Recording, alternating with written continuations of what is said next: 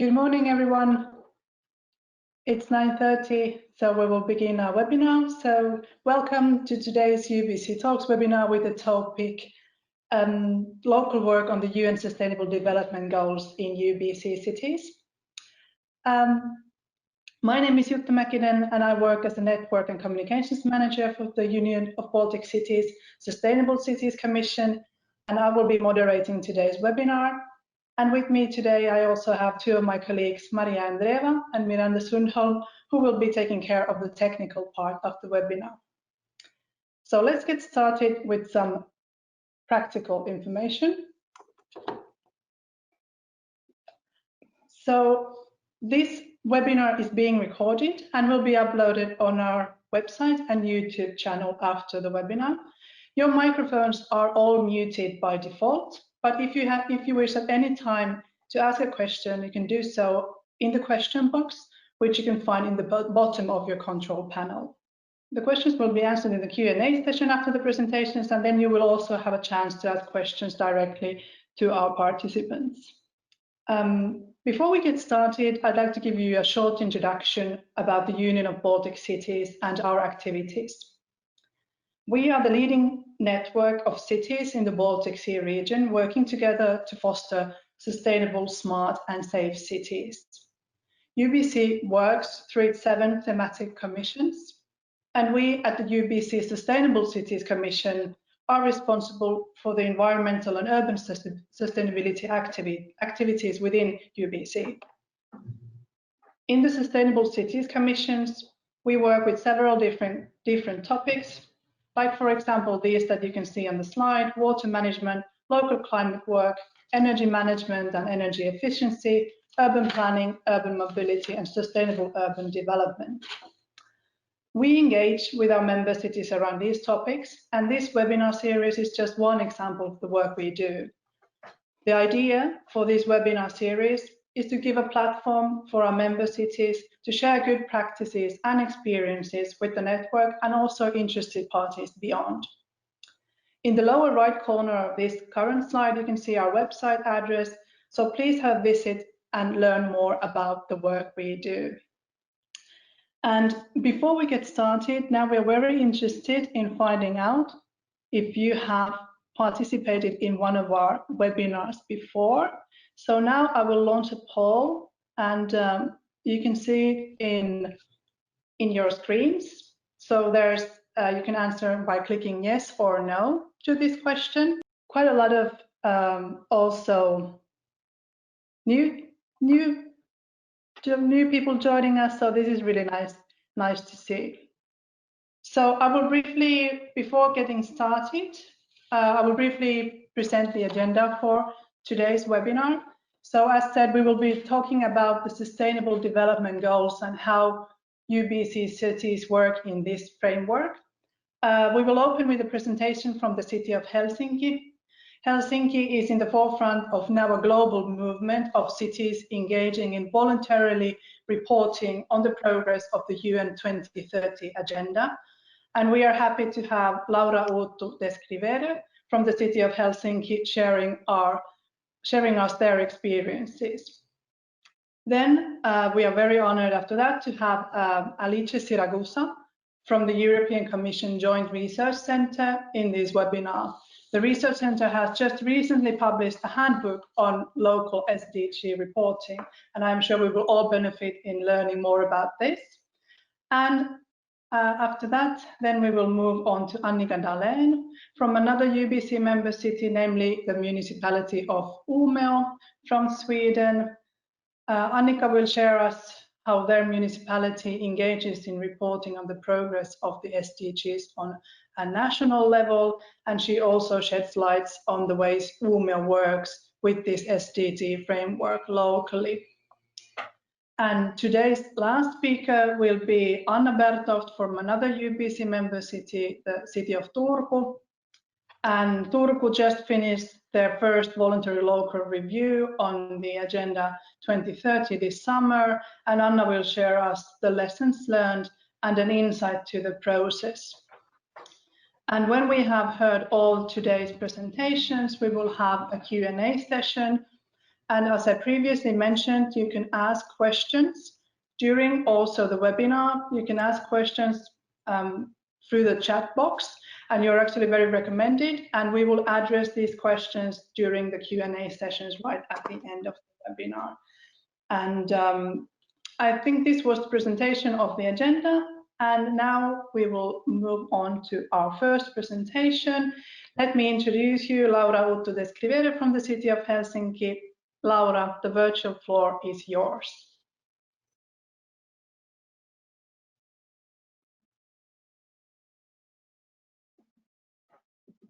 Thank you, Jutta, and for inviting me, and hello everybody. I hope you can hear me loud and clear.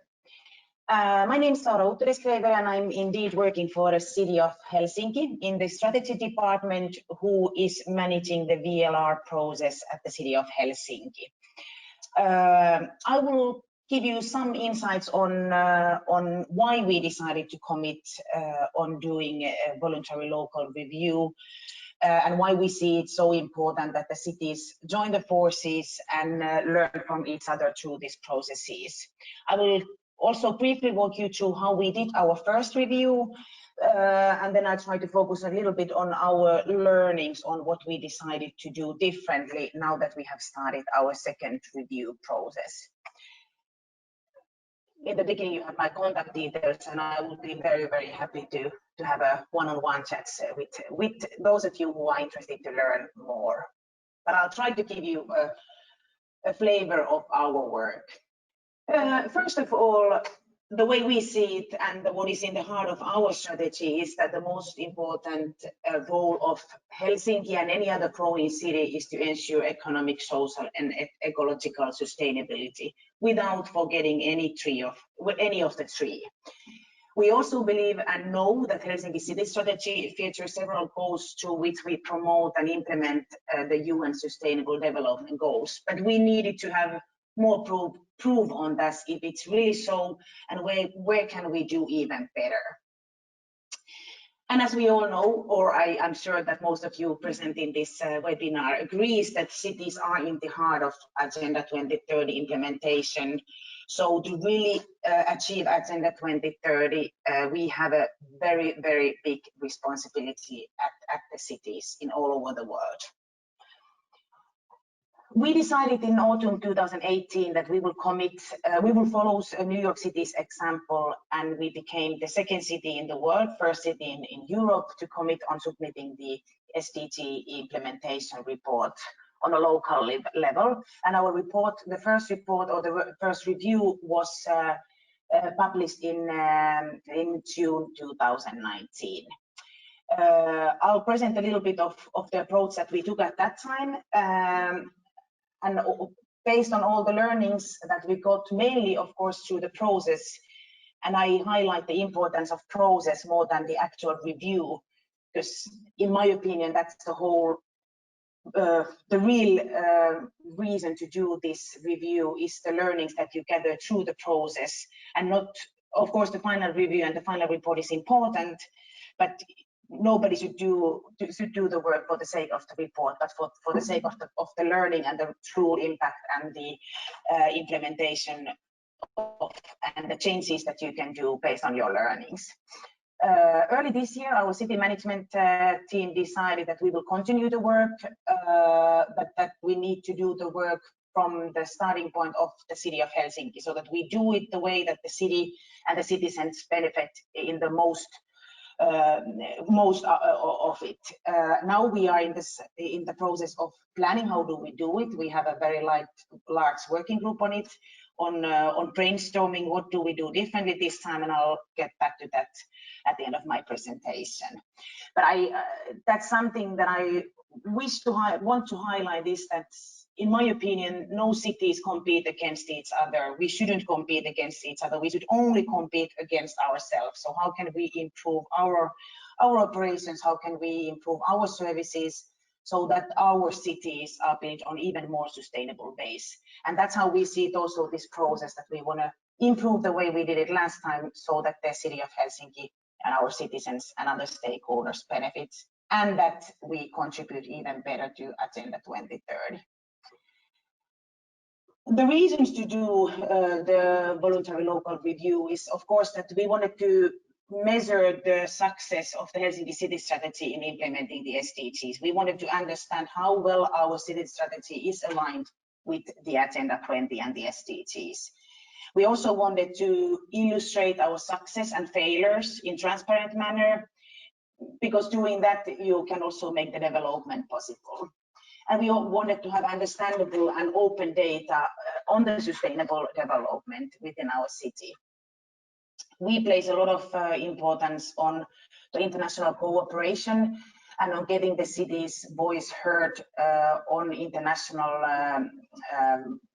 platforms, and of course, especially with the UN, and we put a lot of emphasis on the cooperation between the cities, because as I said, we shouldn't compete, we should learn from each others. And the way we think is that the city should be heard on the UN and other levels on when making the agenda, because the cities are where the action is really happening. And of course, at the end of the day, through this process, we want to make sure that we work towards the Agenda 2030 truly and productively. So those are the goals that we had and the discussions we had when we decided to commit on our first VLR, and of course the same goals are there still now that we decided to do the second VLR. Still want to highlight the pandemic situation. That's something that it's of course in all of our minds. How do we build back better? How do we make sure that the Agenda 2030 is not forgotten, even though the cities and the countries are struggling? And this is one of the reasons why we believe that the timing of conducting the VLR now is even more important than ever, to get evidence that we can utilize on going forward. A little bit about our process when we did our first VLR. We followed the model of the City of New York, which is our partner, and who has done an amazing job in supporting cities to get their voice heard and on starting the VLR process. What we did first was what we called mapping 1 and 2, sort of a cross-tabulation. I will shortly present that to you, to get an understanding on how well our city strategy is aligned with Agenda 2030, how well the strategy and SDGs correspond to each other, and what we are already doing and what is already under review, to really get an understanding of how well we are aligned with the Agenda 2030. And of course, we wanted to report the progress to the UN, and we wanted that we get a lot of learnings that we can carry on to change our operation to achieve the SDGs even better. And I'll come back to that also a little bit later. What we did first was a mapping 1, and that we wanted to examine the city strategic goals. Well, first of all, we specified the strategic goals and the set of indicators that we wanted to examine. And we presented examples of concrete actions that Helsinki undertakes to implement our strategy. And then the UN SDGs that the city goals and actions further promote were identified. And then we turned the examination, we focused on the UN goals, so we did it the other way around. So we did cross-tabulation to get the understanding an image of our Helsinki strategy in relation to Agenda 2030. This is just an example. I will not go into the detail. The mapping 1 and mapping 2 documents are public, and I will give you the links at the end of my presentation. So those of you who want to learn more, you will find the documents online. So for example, our goal of securing sustainable goal, we did a mapping on which SDGs are linked with our goal of becoming carbon neutral by 2035, and afterwards we did it the other way around. We took the SDG 13 and we checked which city has which goals of Helsinki are linked with Action 13. So that's what we mean with the cross-tabulation. In our first VLR report, we focused on those 5, or actually they were 6, but we focused on 5 of them. Of those focus SDGs that were set by the UN High-Level Political Forum for 2019. So SDG 4, 8, 10, 13, and 16 were the ones that we focused in our report. You could say that we were kind of lucky, so that those are the SDGs that the city of Helsinki is pretty strong, but at the same time, in my opinion, we were kind of unlucky that we decided to focus on those, because we didn't find so much. We got a lot of learnings from the process, and then the actual results of the report, we would have wanted to find more actual development areas, but we didn't find so many development areas. And now that we're doing our second review, and we decided to focus on take a much wider, broader approach, and our strong hope is that we also find the development areas where we can do better. And of course, the description of actions were then complemented with the indicators, which were mainly selected from those indicators that we use to monitor our city strategy. I will not go into details in the activities that we described in the report, or the measures that we described and the indicators that we used. This is just as an example, and I'm sure Jutta will share this presentation to you afterwards. But I just put here one example on how we described the city, the activities and actions that we take in order to against for example, the SDG on reducing inequality, which is a very, very core at the Helsinki city strategy. But this is all described in detail on this presentation, and also in the further material that you will get access to. What we learned through this process is that our city strategy, which is actually, I need to emphasize this, that the city strategy that we were examining was the strategy from 2017 to 2021. Next year we have the municipal elections in Finland, and the new city council will of course then review the strategy. But our current city strategy, it's very ambitious, it's very comprehensive, and it corresponds very well with the Agenda 2030 and the UN Sustainable Development Goals. But at the same time, of course, there are many references to international development cooperation, which in Finland is mainly managed at the national level. In our first review, we mainly focused on our city strategy and on the strategic projects that carry out our strategy. And that, of course, made our document strategically very comprehensive, but at the same time, it did not cover all the city services and all the city operations. So one of the decisions that will now follow for the next review is that we need to expand it for wider city organization to get even better understanding on how well we implement the SDGs in Helsinki. The set of indicators, that was difficult. To have indicators suitable for city level, those should be developed further. What we did is that we selected from those set of monitoring meters or indicators that we have to monitor the city of Helsinki strategy. But to have really comparable indicators, we would need to have different type of indicators in addition to those. We had a very strong working group working on the VLR report on the first round. Actually, I think it was 6 or 7 very dedicated people, one of them working full-time and others, well, almost full-time, and the others working next to their other work. And of course, there was a wider group of experts across the city organization who were involved in different stages. However, one of the learnings was that you need to take everybody, the whole city organization, all the divisions on board already in the planning phase in order to have everybody committed, to be committed on the review, because only through the commitment the actual implementation and actual change can happen. So that's what we have done now for our next review.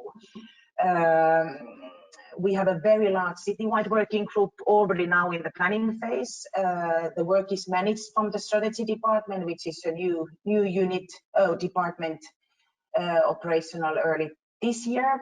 Within the city executive office, we have people from, we have of course researchers and statisticians, but we also have communication and international affairs very involved from the very beginning. But we have now people from all our 4 divisions. So urban, for some reason I don't see well my own slides. Anyway, from all our division involved now when we are doing the planning on where do we focus now in our second review? How do we feed in information for our next city strategy so that we can really ensure that SDGs are realized in city of Helsinki, also over the strategy periods or over the council terms, because the timing now is very important. Not only we are living the pandemic situation, but we are also living the time that we are feeding in information for the next city strategy, and our VLR review is part of that information gathering process. As I mentioned, we are expanding the scope to the entire city organization, and we will focus on all SDGs or almost all of them, if not all for some reason. And we're also going to place the focus on real actions. When we did the review first time, it was quite in the beginning of our strategy term, and we described a lot of real actions, but also a lot of kind of programs and plans. But now we want to turn the focus on real actions that we have done and what should be done in order to achieve the SDGs even better, rather than on plans and goals. We are discussing a lot on how we can utilize the VLR work on our recovery strategy, on how do we make sure that we build back better after the pandemic, during and after the pandemic situation. And because of this, because of the strategy period changing, and because of the pandemic situation, we really believe that this process is now much more important than the actual report, which of course I can't say more important, because of course the final report will be important report, but this whole process, when we gather people with different backgrounds and different know-how together, the learnings that we get and the actual change that we want to have happen, it's happening all the time, so we will not wait that the review is ready. We're also putting more focus on communications, which we failed a little bit last time. So a lot of focus on internal communication and external communication, because only by increasing the awareness we can increase the chance of success, so that people across the city organization understand that how their work is contributing to the SDGs. And we are also now trying to involve the cities and other stakeholders better than we did last time. But the work is quite in the beginning. We have a lot of discussions, a lot of planning in place, and now the actual work is starting very soon. Here the reports that I was mentioning, the links, because I know Jutta will share this presentation for you. So there is a link to our first VLR publication, and also those mapping 1 and 2 reports that I was describing. So those of you who's interested, you will find them there. And as I mentioned, I'm very, very happy to have one-on-one discussions on going more in detail on the work that we did and the work that we will do. We will do it quite differently now than we did in the first process. So taking on all the learnings to make even more comprehensive work, so that the SDGs are implemented even better in city of Helsinki. Thank you, everybody, and Jutta, I think you will take it over from now. Thank you, Laura. That was a very inspiring presentation of the now global movement, and also what to hear about Helsinki's plans in the future for the second round of reporting. And now next in line is Ms. Siragusa. From the European Commission Joint Research Centre, Alice, the virtual floor is yours. Thank you. Thank you. I hope you see my screen. Thank you very much. Good morning, everyone. My name is Siragusa. I would like to thank you for the kind invitation. I think it's really important, these kind of events, even if now in this situation we are overwhelmed with webinars, but it's very interesting to go in deep in the analysis of what cities are doing regarding the VLRs and the engagement in the implementation of the 2030 agenda. I work for the Joint Research Center of the European Commission. Maybe some of you don't know what is the Joint Research Center, but basically it's the research center that supports with knowledge and science the European Commission in the definition and monitoring of the EU policy with independent evidences. Another important things to highlight is that the main part of the core staff of the JRC are researchers. We are about 3,000 researchers divided in different sites in Europe, and we really cover different policy area of action of the Commission. What I would like to bring to the table today is the perspective of the Commission and the Research Center as well. I have these two hats. So I will try to explain a little bit what is the status also of the discussion about the localization of SDG in general in terms of research and debate. I would like also to highlight some of the key elements of the movement of the voluntary local reviews, and then I will present the work that we have been doing with the European Handbook. So first about the localization, in general, it has been in the last 5 years since the approval of the 2030 agenda, it has been difficult to define precisely what is the localization, because the localization of the SDG implies a lot of different elements, the definition of strategy, but also the implementation and the monitoring from a different range of actors as well. And this is why it's that, because the localization involves a number of stakeholders. Of course, we have local governments that localize the SDG, but there are also research institutions and academia. There is the civil society, of course, but also private sector and community organization, for example. So there is a wealth of actors that are involved in this process. I would like to take a step back and try to understand within this process, so within the definition, implementation, and monitoring and reporting, how the SDG reporting system works. So in the global framework, within the approval of the 2030 agenda, the UN, the member state, define also a global indicator framework for the SDG, which basically define a set of more than 200 indicators to measure the achievement of the 17 goals. And every member state commit to report through the national statistical offices to yearly report to the UN custodian agency. And all these set of indicators and the monitoring, all the data are analyzed in what is the sustainable, the SDG global report that is published annually by UNDESA. But also member states commit to report periodically to the high-level political forum through the what is called voluntary national reviews. This year, 47 member states report to the HLPF. From the Baltic countries, Estonia and Finland report. Next year, we have Germany, Norway, and Sweden that are committed already to report. What is important is that these are national reports. So usually, it's the government, one minister or more ministries, that report about the different elements of the implementation and the achievement of the SDGs. In very few cases, and this is the case of Finland, of course, member states take into account the subnational level. So regions for Europe or cities. Finland is one of the case, and it has been included boxes on the VLRs produced by Finnish cities.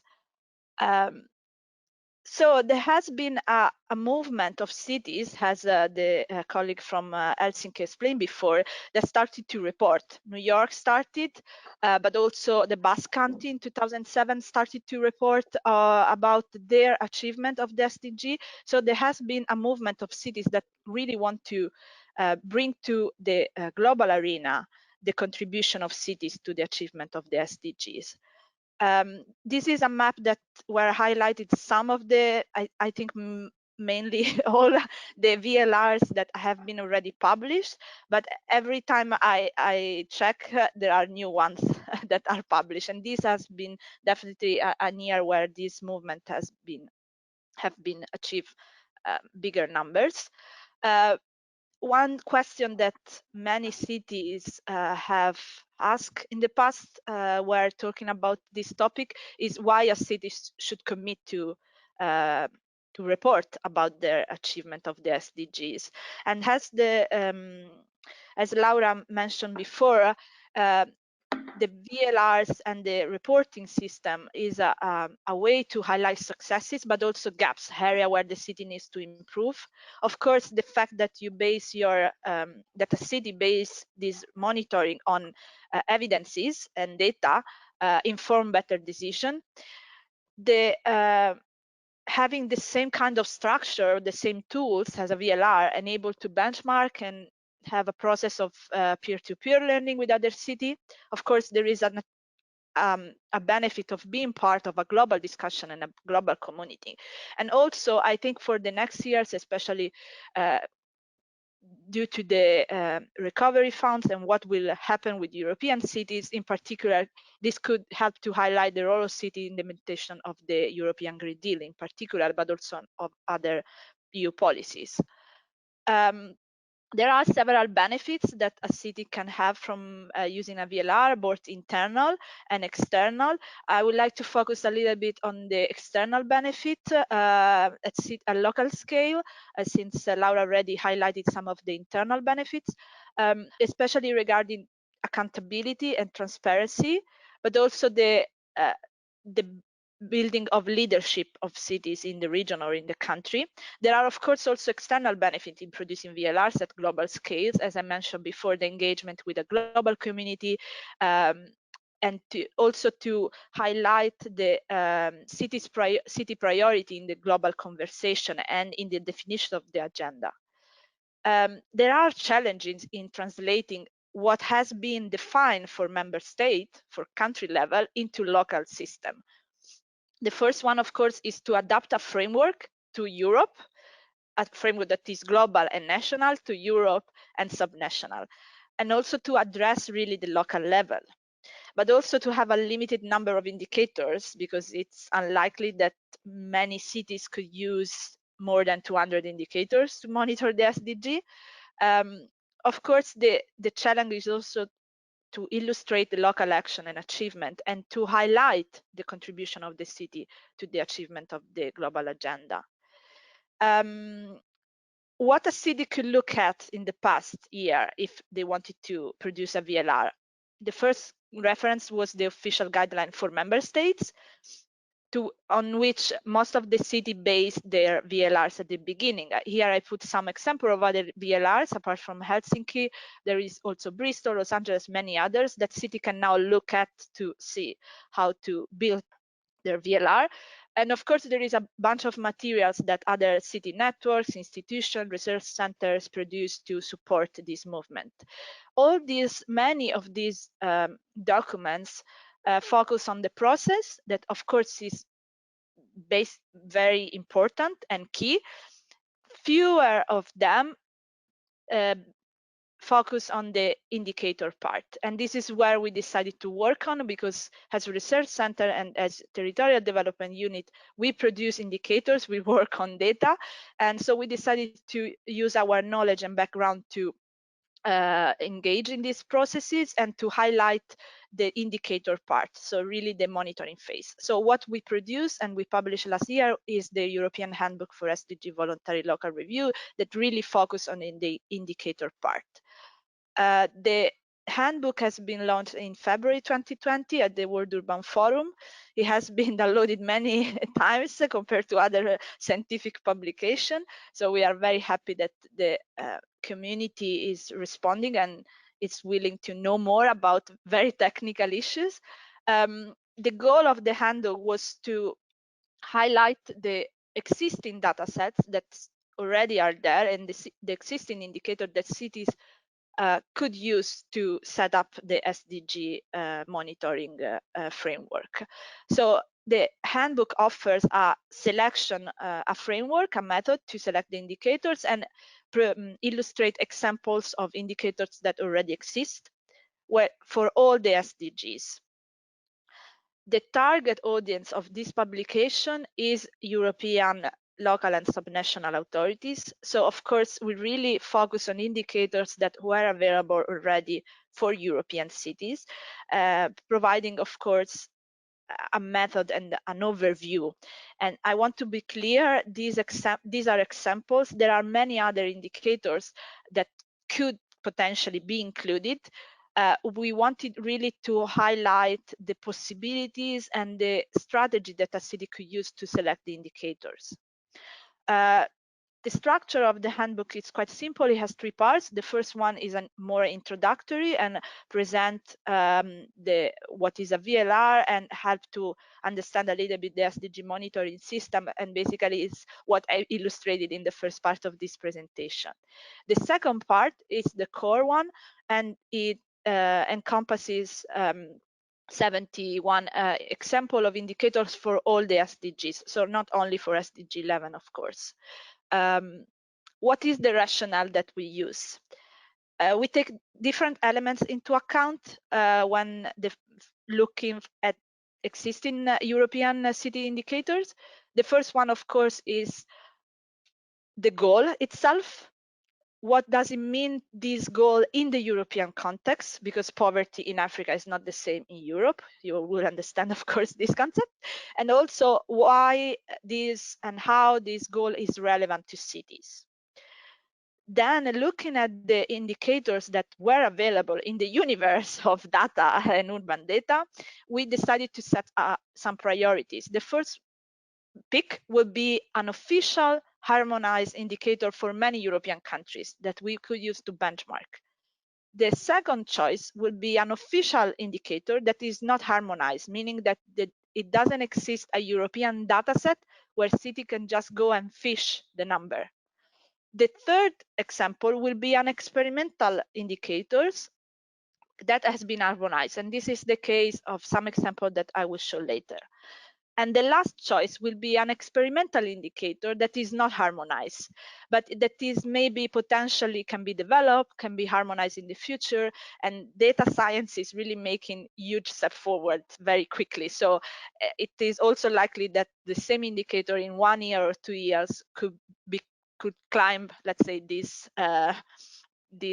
steps. In this, keeping in mind all these elements, we also wanted to have a set of indicators that provide examples in a balanced way, keeping in mind the 3 dimensions of sustainability: social, environmental, and economic. And it has been a long process. We have been working on this for 1.5 years. So the outcome is this set of example of 71 indicator. We have 2/3 that are official, other experimentals. In some cases, they are matched with the EU set and the UN global framework of indicators. In some other cases, it matches the Eurostat defined indicators for Europe. The sources are very different. Of course, there are indicators that we produce within the JRC. There are indicators that are collected by Eurostat or by other European institutions. And of course, there are also sources coming from data produced by NGOs or local administrations. We wanted to have the handbook as something easy to read. So the structure within the handbook is quite simple. We have an introductory 2-page for each goals that explain the goal, the European dimension and the local dimension. And then we have a fish for each indicator with graphic elements and the metadata on the right. Within this text, we always try to also explain what the indicators really tell us. What does it mean, this indicator, in the European context, sometimes providing, for example, average values for European cities, and also, very important, the last part, which is the comments and limitation, because I want to be very clear, a number, with the same number, you can tell different stories. So the analysis of the indicators and the analysis of the indicator in relation to other ones can tell very different stories.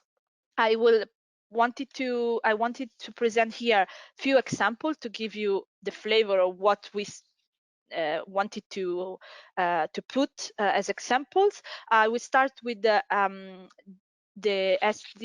example for SDG 3, that is one goal that in which cities really struggle to find indicators according to what I have seen for VLRs.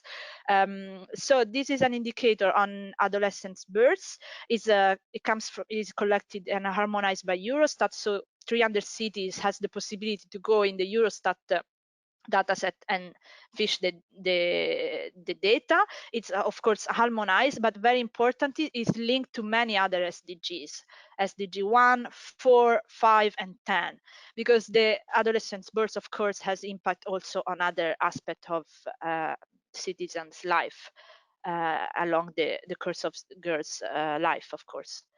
Another example for SDG 4 comes actually from the city of Helsinki, and we decided to highlight one of these examples of a city that really picked one indicator that it was specific to the local context. Of course, we are aware that an Italian city is not willing to measure how many pupils don't speak Finnish in Italy, but we really thought that was one example that was relevant to the local context. It's official and it's measured in a scientific way, so it was really capturing one of the challenges for the city.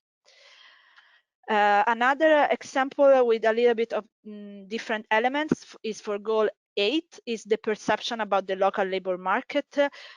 This is not actually this is really linked to perception. So it is obtained via a survey. It is collected by DG Region Eurostat through the Eurobarometer, and it's available for 83 cities. But and next week will be, in 2 weeks, will be presented a new update of that. I think it's interesting the way it has been calculated, and also the way in which the citizens perceive the work of the situation in the local context. Then I wanted to move to SDG 11. Of course, some of the indicators that you will naturally find in SDG 11 has been distributed in the other SDGs. One indicator that is really close to my heart is the one on public space, and there is no European global European dataset that encompasses information of cities, because it's very hard to define a public space in different cultural contexts. But DG Regio has been using innovative tools to calculate, using satellite data and other sources, the population without green urban areas in their neighborhood. So this is an experimental data, it's not official, but it's calculated by DG Regio, is available for 800 cities, and it can be recalculated very easily in the next couple of years, and with the same method. So this is an example of new data, big data, that can be potentially be used. Of course, it's a proxy for what has been defined, can be defined as a public space in general. So it's only green space, but it's very interesting the way it has been developed. I wanted to give you just other 2 examples. I think I have still a couple of minutes. One is about the bathing size for SDG 14. The European environmental agency, every year measure the quality of bathing sites for more than 22,000 sites. So the entry point of this data set is huge, but it is interesting because this measures the quality. And for some cities, this is important not only in terms of environment, but also in terms of access to beaches and to bathing sites for citizens. So very interesting also this one. The last one I wanted to present is the voter turnout in municipal election. In this case, we presented the case of Greece, not because it's not available in Europe, but because Greece make available on their website this data. This can be easily calculated by all member states, by all cities, and potentially can also be disaggregated by neighborhood. So giving also one element that is the difference of the data within the city. All these, basically all these indicators provide you a city average, but we know that within the city, the situation can be very different. So it's very important to also try to make a step forward and try to highlight the inequalities or the differences in access to services or performance within the city. The last part of the handbook provides some example of some reflection on the VLRs produced by February and some technical consideration on comparability. If you are interested in data and data science, I recommend to have a look at this part. What we are going to do now is to work with cities and provide trainings ad hoc to a group of cities that want to produce VLRs as much as we can, partnering with other institutions like CMR, UCLG, or UN agency. And in the next year, we want to also have ad hoc expert group meetings on specific indicators or goals. The goal for us is to produce a revised version of the handbook by 2022 and to present it to the next World Urban Forum in Katowice in Poland. You could ask yourself why we think that it's so important to measure and to make it in a scientific way the achievement of the SDG. It's really because I think that the local statistical capacity, but also the analysis and the process that involved the measurement enhance the cooperation among different departments in the city and the engagement of stakeholders, and also provide an evidence-based decision process that we think is key. At the end of the presentation, I put all the references. So if you want to go in deep in the technical discussion, you are of course available to do it. And I'm available also as a follow-up after the meeting, after this webinar, to answer to your questions. Thank you very much. Thank you, Alice, for that truly fascinating presentation. And it was good to hear about also the hard work that has gone into making this handbook possible and available for all of us. Thank you, Alice. And next on, we will move to the municipality of Umeå and Annika Dalén. Annika, the floor is yours. Thank you very much. Let's see, I'm just gonna share my presentation with you. One moment.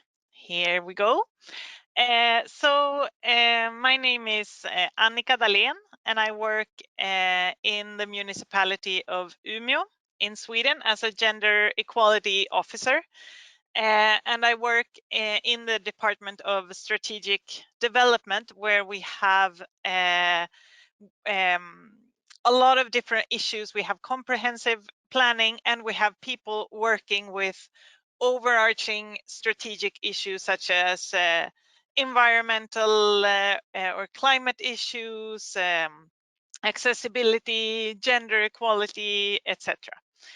And today I'm going to talk to you a little bit about how we work with sustainability here in Umeå. And how that connects to the SDGs, because we're an example of a city that hasn't done a voluntary local review yet, I must say, but how we work with the SDGs on a local level, and also how we use the national reporting system in our local work.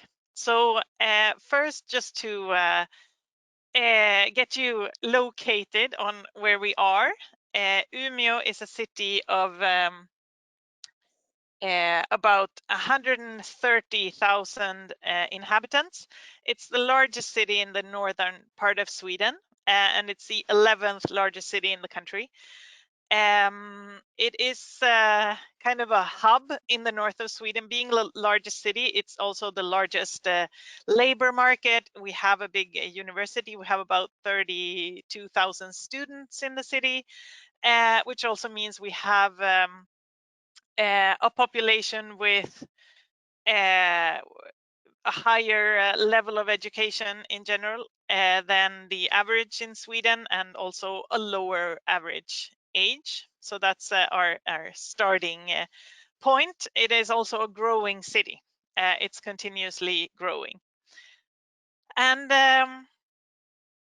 Umeå, our local board has adopted a goal or a vision for Umeå, which is that it is a city that should grow to 200,000 residents in the year 2050. And this goal was adopted in 2011.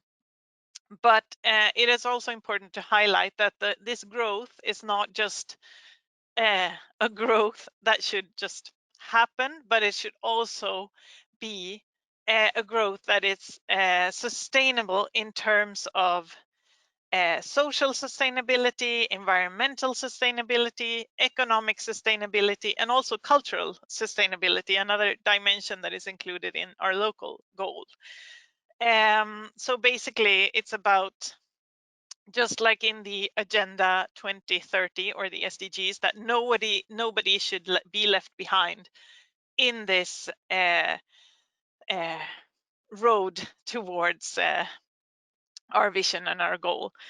So the sustainability is everybody should be included. And this is a little bit the overall umbrella for all our work with sustainability in the municipality. And I'm going to tell you a little bit about how we work with issues on environmental sustainability, but then I'm going to focus mainly on the social sustainability part of our work and how that, of course, connects to the SDGs. But just to give you an overview, a very important roadmap for us for the growth is the comprehensive plan, because that is the roadmap that sets out how we are going to grow and in which way we are going to make it sustainable. And this comprehensive plan, it's available in English if you want to read more about the strategies, but it's encompasses all the dimensions of sustainability. For example, an important issue is to grow in a dense way, because we know that a large and extended city is more difficult when it comes to providing a sustainable collective transport system. We know that with shorter distances, we have more people in one area, more people that can take the bus, and we know that people are more prone to go by bike, take the bus, etc., if the distances are not too large. And also an important part is that we believe that a sustainable city can only be built together with those who live in the city. So that all planning should be permeated by openness, democracy, equality, basically no one left behind. So we develop and plan the city and the public space so that everyone, and that means women, men, children, young people, people with disability, etc., can participate on equal terms to have a city for everyone. This comprehensive plan was adopted in 2016, the new one. And this is kind of the roadmap for sustainable growth. But we also, of course, have a lot of other goals and strategies, as all cities do.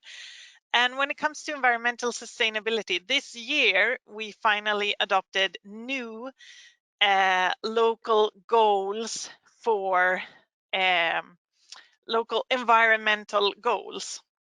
And these goals are based on the SDGs. They are goals for how we are going to work towards a more sustainable, environmentally sustainable municipality, and they are goals that are overarching, so they are directed to all the different areas of the municipality, and they have 5 areas. So climate, biodiversity, water, a sustainable built environment, and a non-toxic environment. And these goals are all based on the SDGs. So each goal and each area is connected to, it's explicitly connected to certain SDGs. So it's not something that we don't sit and plan all new different things that we insert them in this important umbrella that is the SDGs. And just to give you an example of actions, we have, for example, a project going on right now called Viable Cities, which is working on a roadmap towards a carbon dioxide neutral Umeå in 2030, or climate neutral Umeå in 2030. Within this project, there is also a climate contract being signed right now between, it's a climate contract that a few cities in Sweden are signing. It's kind of like a local Paris Agreement, and this is of course also connected to the SDGs. And to go into a little bit about how we work with data, I'm going to show you in the end of the presentation as well how we work with national level data and reporting and how we connect this. But for us, it is also important to not only rely on the national level statistics, because they can sometimes be limited in terms of what we can actually measure. So we have, for example, a local travel habit survey that we do every 8 years approximately.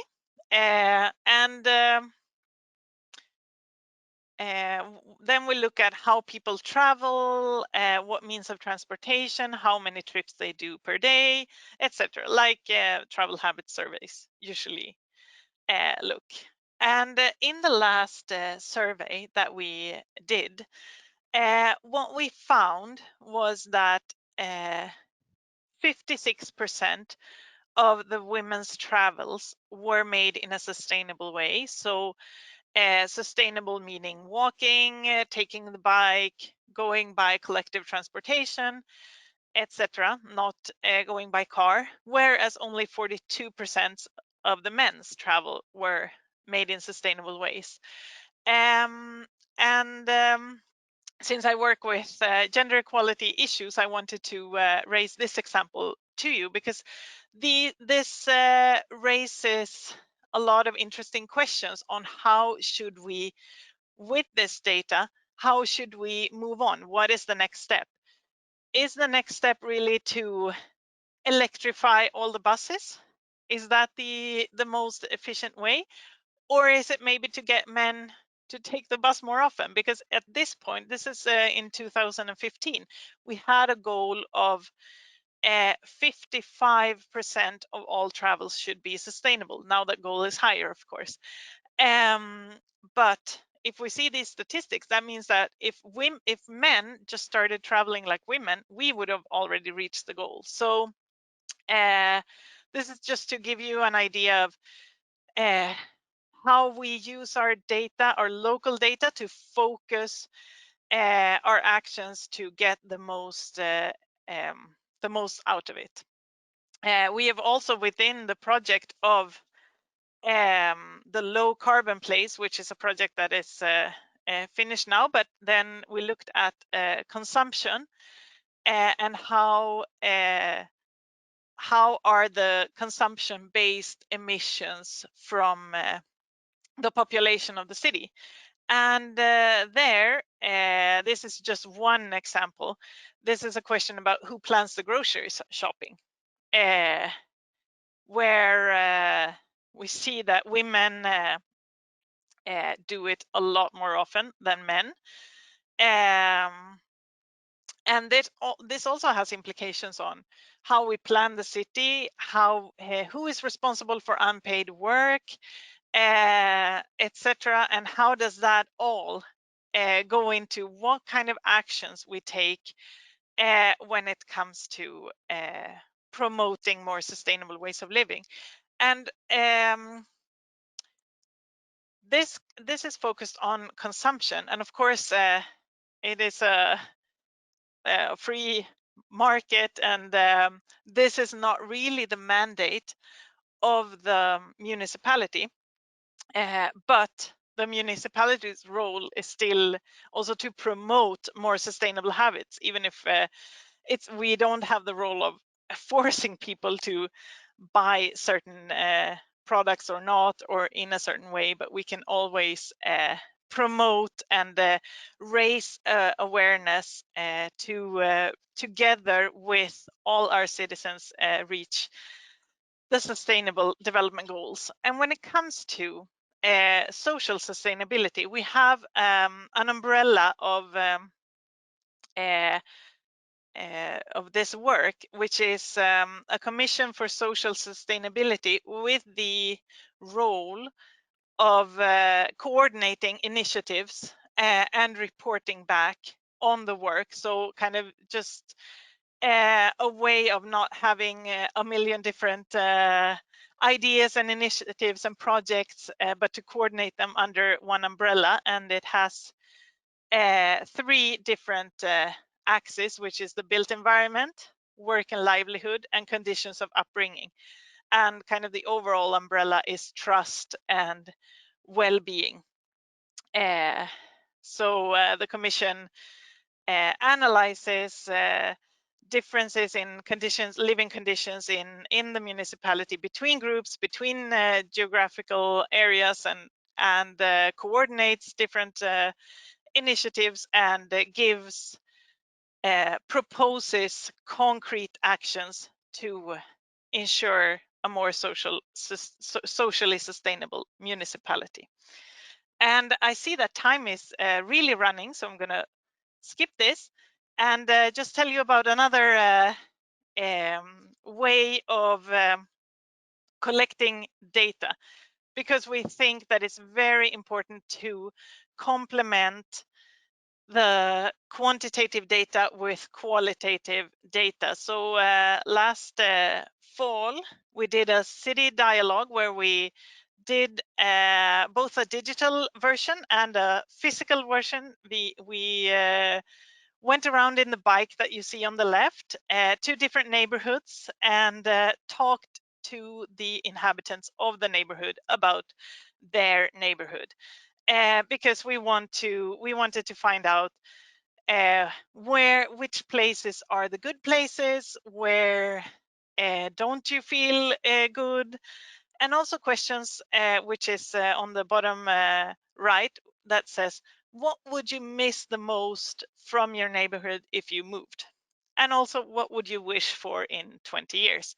And we also had an interactive map online where you could also mark places, good places and bad places. And this is a way of finding out what are the specific things about each neighborhood that are good, what things could be even better, what can we do when we develop the city, because most of the development in the city will be in already built areas. So how can we do that in a good way to enhance and keep the social sustainability and include everyone in the process? So this is an important way we think of collecting data as well.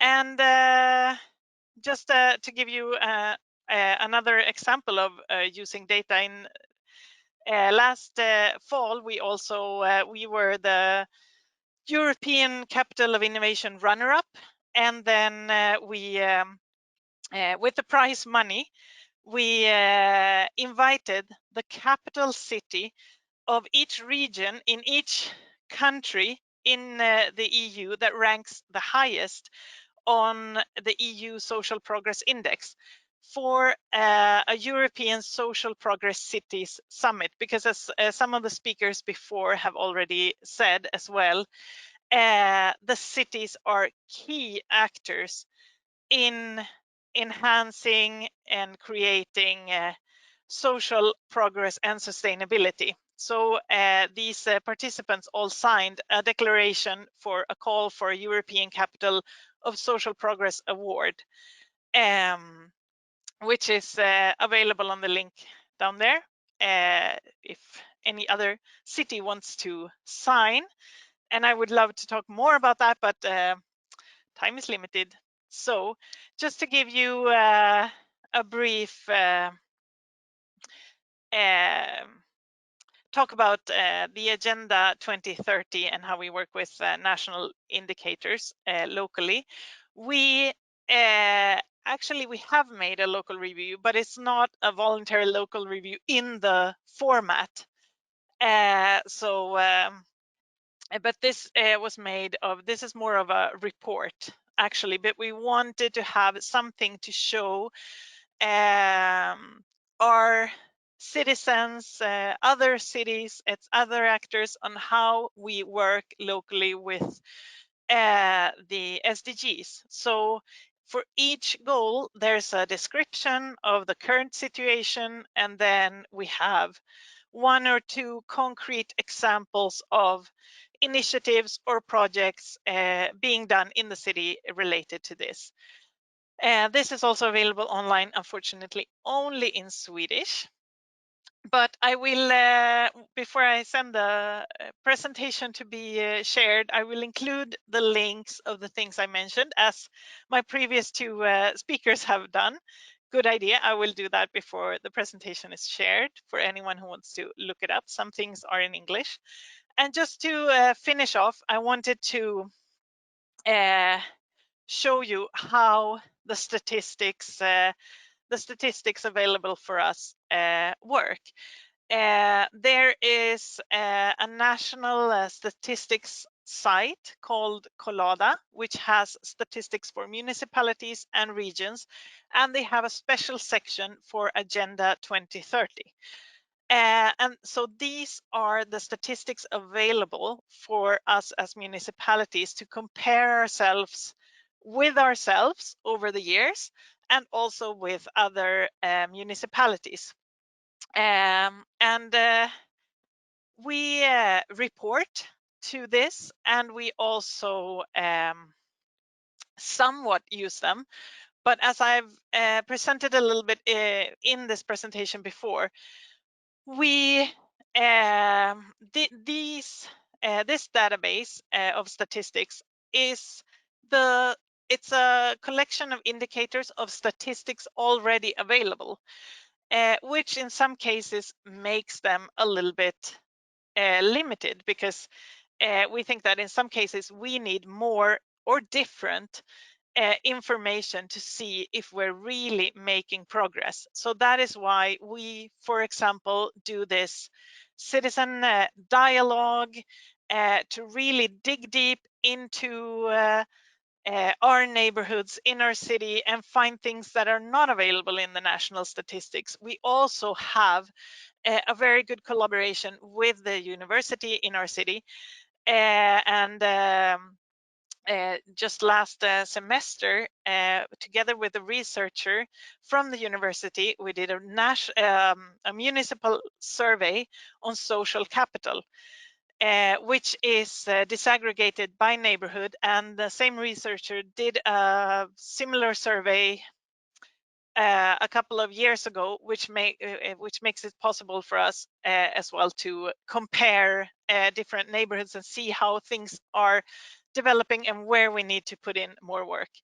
And I would love to say even more things, but time is up, so I don't want to steal the time for the rest of the speakers. So if you have any questions, please ask them, and in the Q&A session, I'll try to answer, and I'll send you also the links. Thank you very much. Thank you, Annika. As we see, this is a very interesting topic, and as Annika said, there's a lot to be discussed still, but to be on schedule. Let's thank you, Annika, and welcome Anna Bertoft from the city of Turku to share us insights from the Turku's first report on SDGs. Thank you, Jutta, and thank you for all the previous presentation. It has been very interesting to listen to those. So I will be telling you more about the first voluntary local review of the city of Turku, and about the process, and also about the outcome of the process, which is the VLR report what we made. Our report was released and presented to the HLPF this July, together with City of Espoo and Finland's second national review. And about the background and why we wanted to participate in this process is firstly, New York City and Helsinki City have been the inspiring examples for us to start the process. And our city strategy and spearhead projects contain many elements that support the implementation of the Agenda 2030. For example, Turku aims to be carbon neutral by 2029 already, and to be a pioneer in socially sustainable urban and regional development. And I can agree with the previous presentations of the goal of the VLR process, that it's the goal is to make the cities more sustainable in the future. But the VLR process is also a way to compile and examine the city's operations in this global framework, and make visible for others what is being done in the city to implement the agenda. It's also a tool to build capacity and awareness of the SDGs and to communicate to all stakeholders.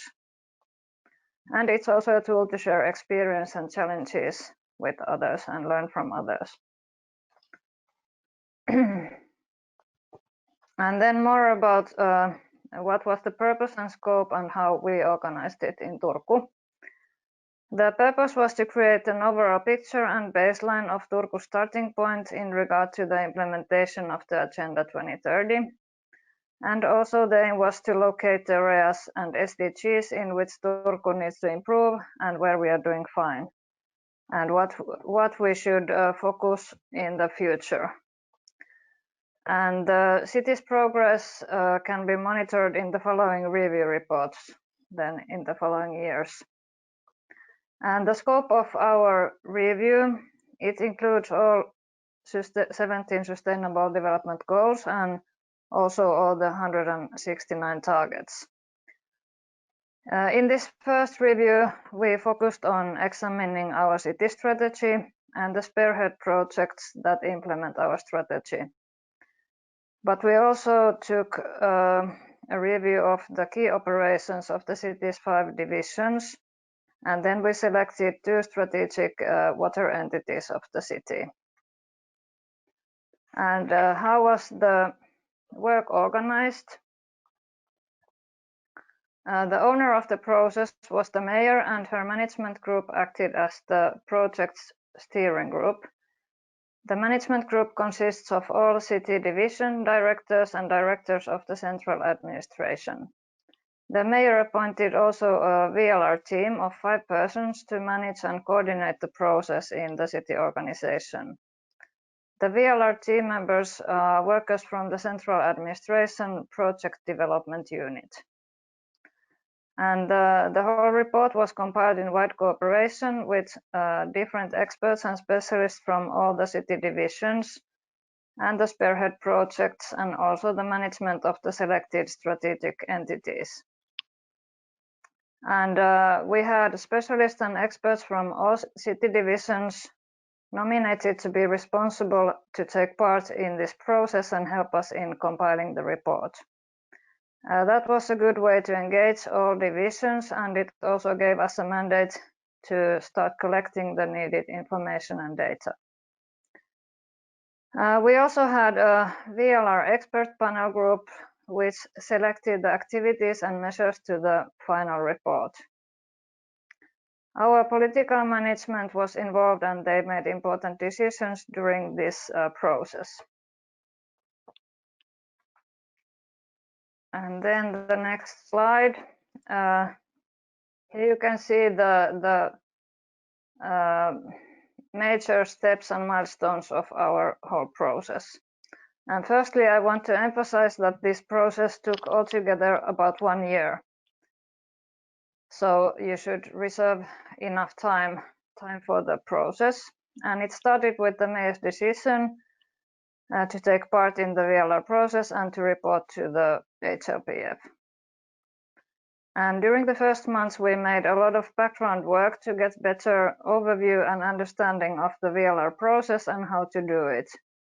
We were reading other cities' VLR reports, also the national reporting criteria and guides and handbooks, and we also got familiar with the SDG indicators. And then we planned the process of how to engage people and how to collect data and what data would we need to our report. The second big step was the mapping of the city strategy. And here I will show a more visualized picture of that phase. So we studied and reviewed which of the 17 SDGs and 169 targets are visible in our city strategy. And then we were reviewing if the target is it suitable for the local level. And then we reviewed what the visibility of each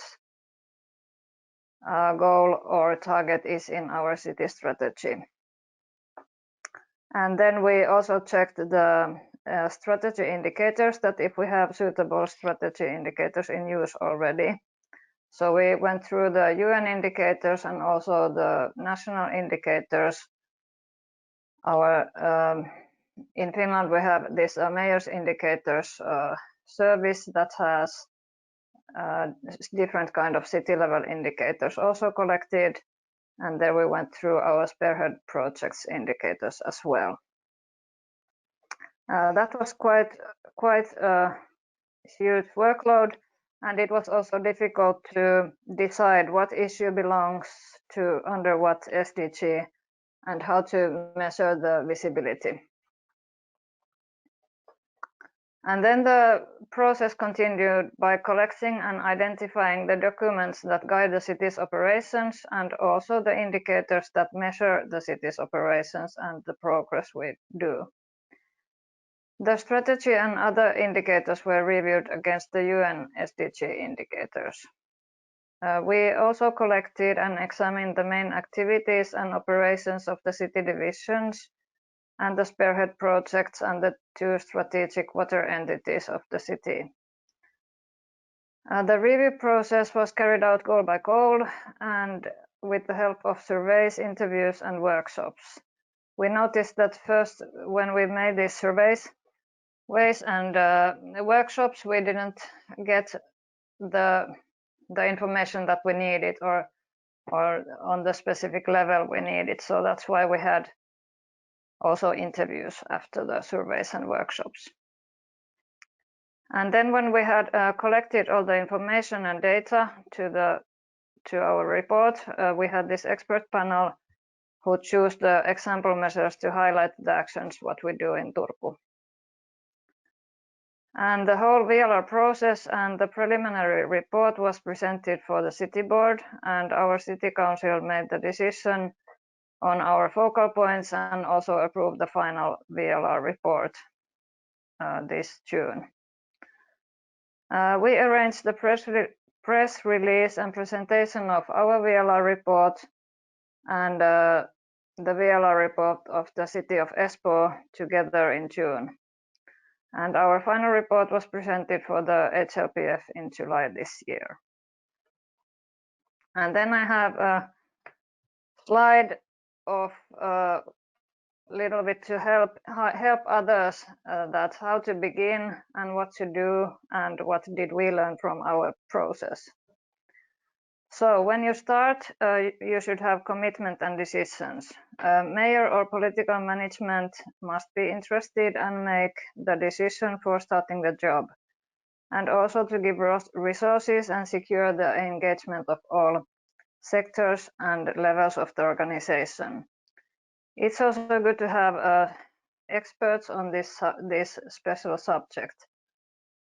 And it's easy to learn from other cities' reports. And also it's good to read the national reporting and guidelines and the handbooks that are available and ask from the cities. I'm sure everybody are willing to help. It's also good to have a team to coordinate and manage the process.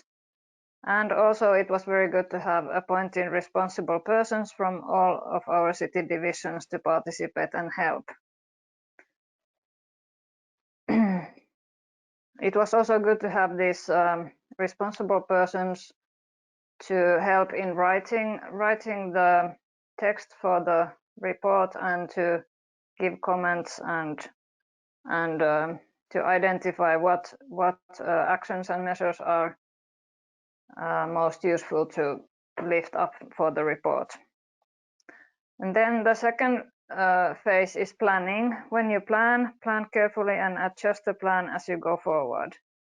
You should first decide the scope of your review. Are you going to review all the 17 SDGs or only some SDGs? And are you going to go on the target level as well? And then a reminder that you need quite much time for this. So it's good to have approximately 1 year time. And think of the reason why you are doing the VLR and who is going to read your review. What kind of layout and structure are you going to have in the report, and how long report you are going to write. Also, you should think of the languages. That do you only write a report in your language or only in English, or in what languages? We had our report is translated to English and also Swedish. And of course, we made it in Finnish. And then the third phase is collecting and analyzing the data. And that was quite hard. It was not easy to know who has the knowledge in the city organization and if we have access to all the data. That's why we need these specialists to be in the process. And we also noticed that it might be hard to get the newest statistics and data. Some of the statistics are quite old. And then it's good to think that how you visualize the data so that it is easy to read and understand. And remember that this is not a familiar topic for everybody, and you must raise awareness and interest. And when you arrange surveys, interviews, and workshops, you should think carefully of what results do you want to have from those. And remember clear communication and guidance for the attendees. And the last phase is to write the report. You should maybe also lift up the challenges your city faces, not only the positive things, because that makes the report more interesting and valuable. And make sure you get help from the appointed persons and responsible experts when writing the report, and also to get comments on the final report. and it's good also to plan for the next steps. What will be done after the review, and how is it going to be implemented in practice in your city, and how do you monitor the progress, and how often the city is going to report to the UN. And we think that in order to implement the SDGs, they should be part of the policy making, city strategy, budgets, reporting and monitoring. After that, it's becoming the reality in the city. And here was my short presentation, and if you want to check our report more closely, there is the link to that English version. And there you can also get more familiar with our report contents and the structure. I hope this was helpful, and if you have any questions, you can always contact me. Thank you very much. Thank you, Anna, and for this interesting presentation, and thank you for all our presenters. Now we have reached the Q&A part of the webinar. I would like to invite you to write your questions in the chat box. We still have about 5 minutes from our webinar to answer some questions, and I'm sure you can also be in contact with all of our presenters if you have some further issues you would like to ask them directly. But here are some questions that have already reached us. There's a question. I would like to introduce. I'll invite all the panelists to open their cameras for a little while. The first question is actually directed to the city, the municipality of Umeå, about this national level reporting, and the question goes, do you have a specific tool that the cities report through, or is it more extracting data from a national system, and do you have target levels, or you compare between the cities and your own data, with your own data? This was for Annika. Thank you very much for those questions. Well, it is the reporting is done.